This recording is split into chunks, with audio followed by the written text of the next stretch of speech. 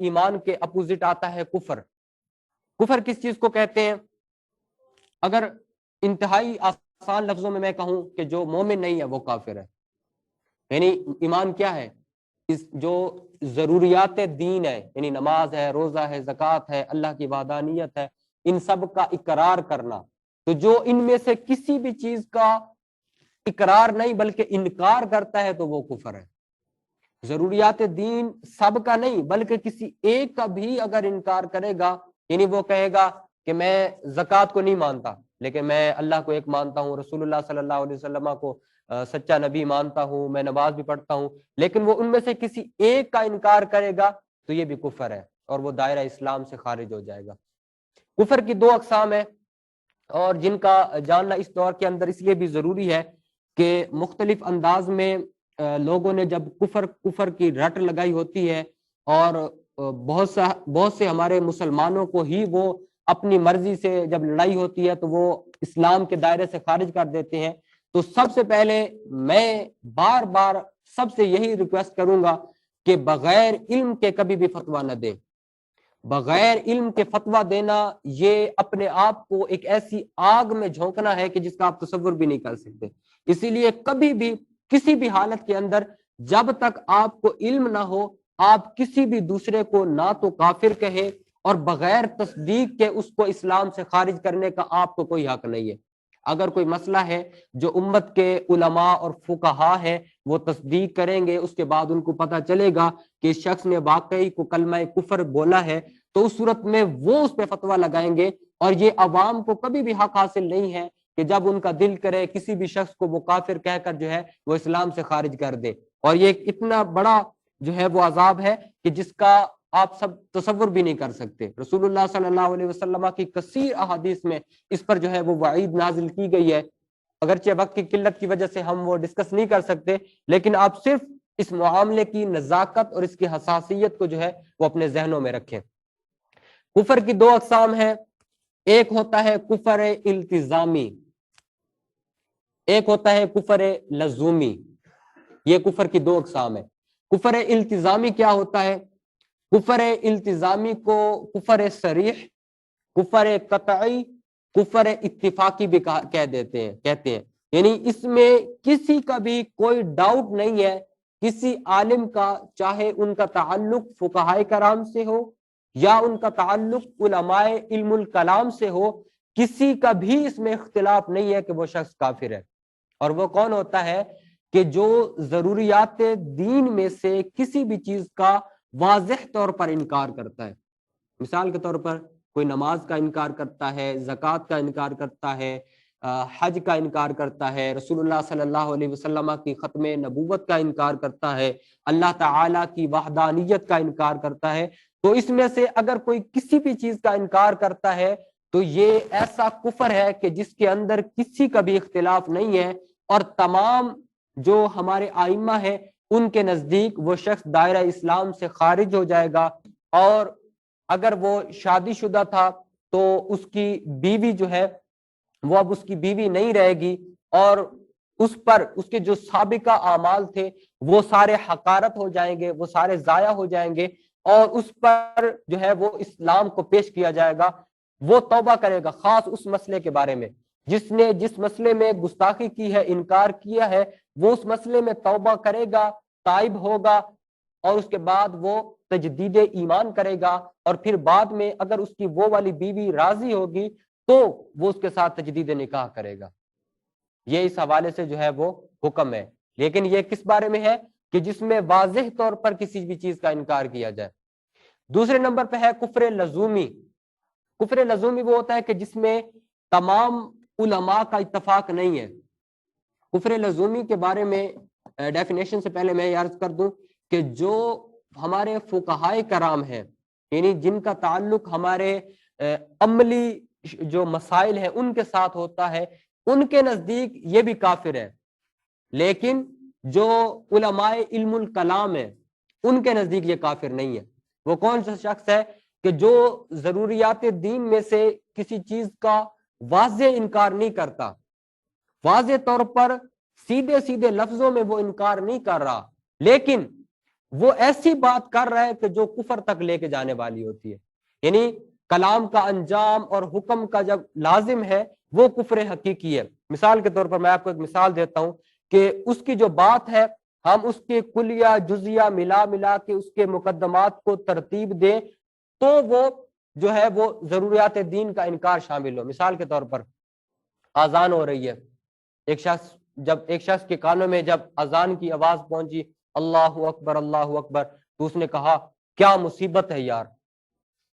جب اس نے یہ کہا نا تو اب ہم نے کہا کہ کیونکہ اس نے اذان کی آواز سن کے یہ کہا ہے کہ کیا مصیبت ہے, اس نے اپنی بوریت کا اظہار کیا ہے, تو گویا کہ یہ اذان کی توہین ہے.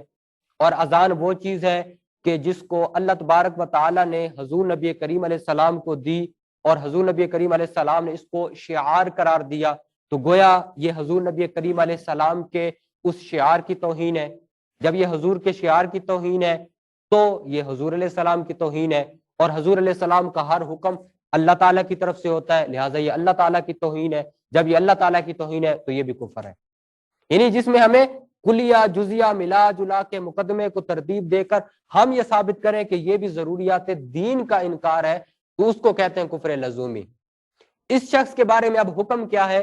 اس شخص کو بھی یہی کہا جائے گا کہ احتیاطاً تم بھی دوبارہ کلمہ پڑھو, تجدید ایمان کرو, لیکن اس کے جو سابقہ اعمال ہے وہ ضائع نہیں ہوں گے اگر وہ ضروریات دینی کا انکار نہ ہو.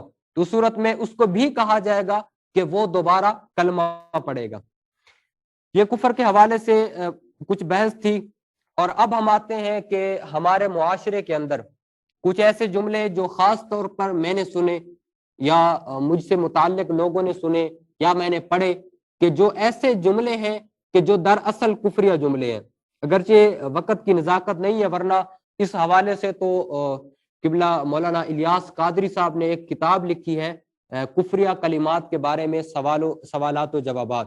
تو میں بھی آپ سب کو وہ ریکمینڈ کروں گا کہ آپ سب حضرات اس کتاب کو ضرور پڑھیں. اس کے اندر بھی ایسے ہی جملے لکھے ہوئے ہیں کہ جو ہم اپنے معاشرے کے اندر بولتے تو ہے لیکن ہمیں پتہ نہیں ہوتا کہ وہ جملے ہم سے ہمارا ایمان چھین رہے ہوتے. تو اس لیے میں آپ سب کو یہ ریکمینڈ کروں گا کہ اس کتاب کو ضرور سارے پڑھیں, اور خدا نخواستہ زندگی کے کسی موڑ پر اگر ہماری زبانوں سے ایسے کوئی جملے صادر ہوتے ہیں تو توبہ کریں, تجدید ایمان کریں, اور ہو سکے تو تجدید نکاح بھی کریں. اس حوالے سے چند جملے ہیں جو میں نے صرف ایز اے ایگزامپل آپ سب کی توجہ اس طرف دلانے کے لیے میں نے ان کو لکھا ہے, تاکہ ہماری یہ توجہ ہو جائے کہ ہمارے معاشرے کے اندر بہت سارے ایسے جملے ہوتے ہیں جو کفریہ ہوتے ہیں لیکن ہمیں اس کا احساس بھی نہیں ہوتا. ان میں سے یہ چند جملے ہیں جو ہم خود بھی سنتے رہتے ہیں, ہمارے معاشرے کے اندر بھی بولے جاتے ہیں. پہلا جملہ کہ اللہ تعالیٰ فلاں کو عقل دینا بھول گیا.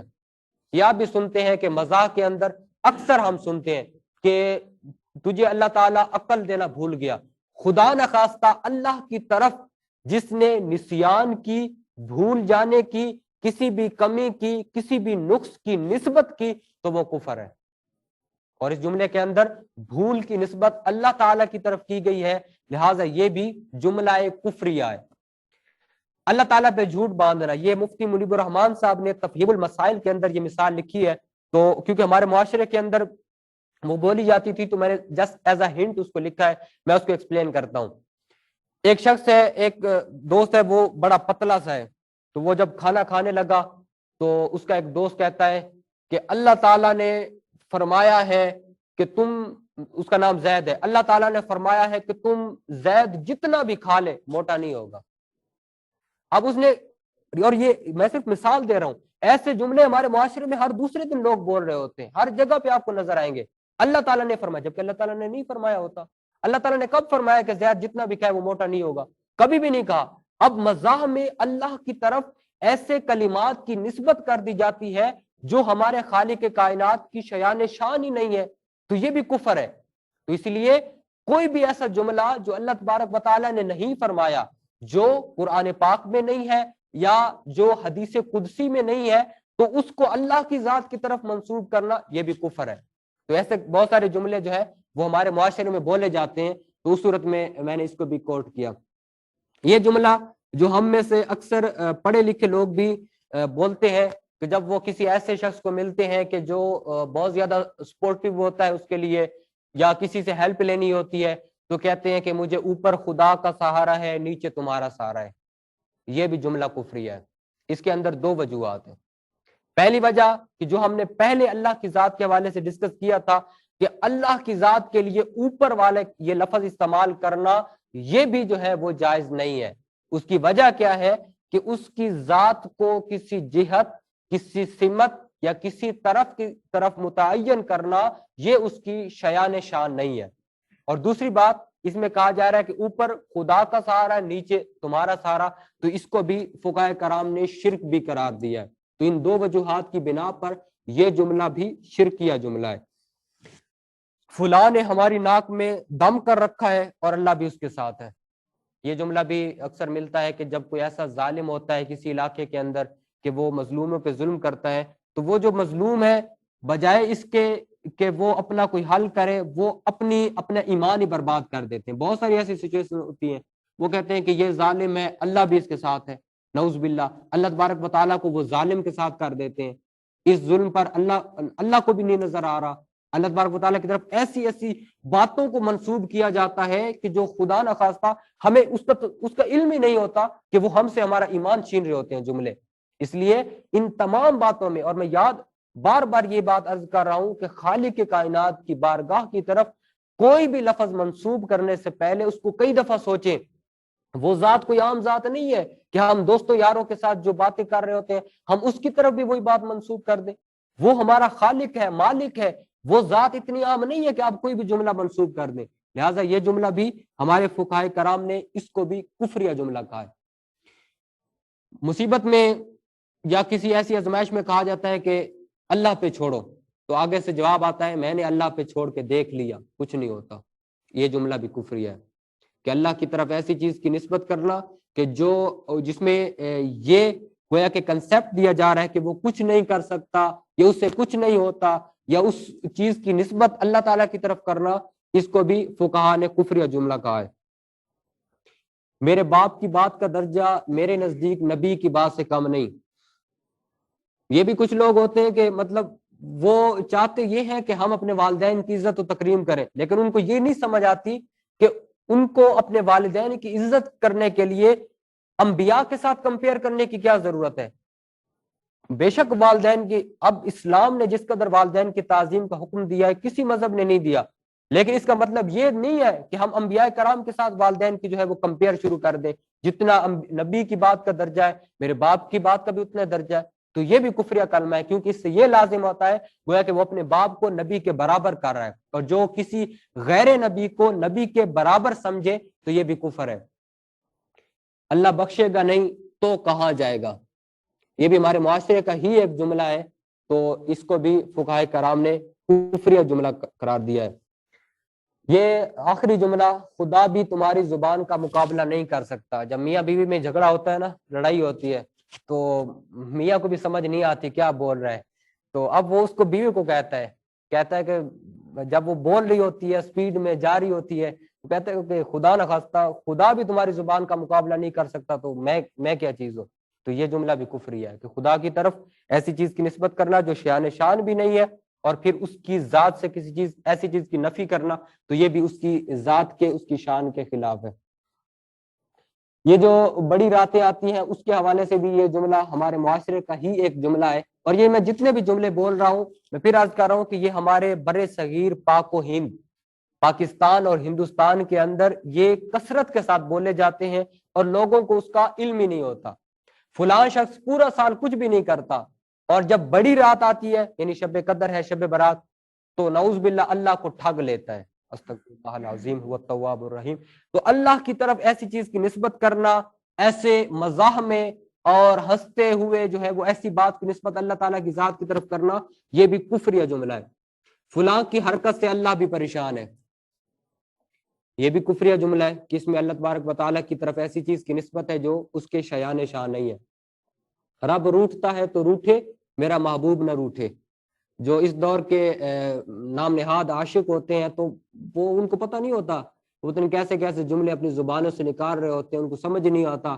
اور ایسے بہت سارے، میں پھر اس کی طرف توجہ دلانا چاہوں گا کہ جب ہم کافروں کے سانگز اپنے سامنے دیکھتے ہیں تو وہ پتہ نہیں کیا کیا بول رہے ہوتے ہیں، اور ہمارے نوجوان بس وہ لگایا اس کو ہینڈ فری لگائی اور بس جا رہی ہے، انجوائے کر رہے ہیں، جی ٹریولنگ کر رہے ہیں، یہ کر رہے ہیں وہ کر رہے ہیں، لیکن ان کو پتہ نہیں ہوتا کہ کفریہ جملہ وہ بول رہا ہے اور اس کو سننے کی وجہ سے گویا کہ آپ بھی اپنے ایمان سے فارغ ہو رہے ہیں، کیونکہ جب آپ سن رہے ہیں، جان بوجھ کے سن رہے ہیں، تو گویا آپ اس کے ساتھ اس کی معاونت کر رہے ہیں، اس میں اس جملے میں اس کے ساتھ شریک ہیں.